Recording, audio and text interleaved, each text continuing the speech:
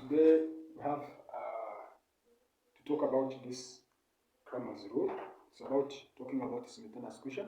When you are solving combination of two or three combined equations, we may use this Cramer's rule. This Cramer's rule, which is also used like the matrix determinants. So when you are going to solve this kind of equation, we need to find what you call the coefficient, matrix of coefficient. The coefficient which is 7, 2, negative 2, 1. Then we have x and y, and when this is equal to 25 and 4. So those are the matrices that we can get from this equation. Such that when we multiply here, we know that how we multiply the matrices. We multiply with a row with a column, and also a row with a column. Normally for the equal matrices, if you multiply this with this one, it means that what we get is equal to 25. And if you multiply this with this one, what we get is equal to 4. Now we're going to find the determinants. We start with the main determinant, which is normally used as this D, and we take the determinant of 7, 2, negative 2, and 1. Then, how do you find this determinant? We take this number, we take this multiplied with this, and this multiplied with this. So, when you take 7 times 1, it is 7, then negative 4, 2 times negative 2, it is negative 4, and this is 7 plus 4, which is equal to 11.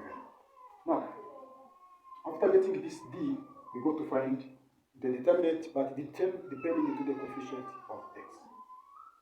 We find what we call dx. Now, for our dx, we remove the coefficient of x, which are this one, then we replace them with this constant. So we remove the coefficient of x, which are this one, we replace them with this one. We get 25 and 4, then negative 2 and 1. Now, we are going to find the determinant of this. As usual, we take this times this, then this times this. This is equal to what? Here we get 25, negative 8. You can see this. 25, negative, then 4 times negative 2 is negative 8. This is 25 plus 8. This is equal to 33. Then, after getting this d of x, we're going to find the determinant on y. Our determinant on y will be equal to what? Also, as we did, we replace. We take this coefficient of y, replace them with the constant. And what do we remain with? We remain with 7, 2, 25, 4. And when you find the determinant, you see that also as usual, we take this times this, then this times this. And what do we get? 7 times 4 is 28, then negative 2 times 25 is 50. So we get 22, which is negative. This is our d1. Now, our x as the variable, normally it is equal to d of x dividing with d. So it is 33 dividing with d, which is 11. And now, this is equal to 3.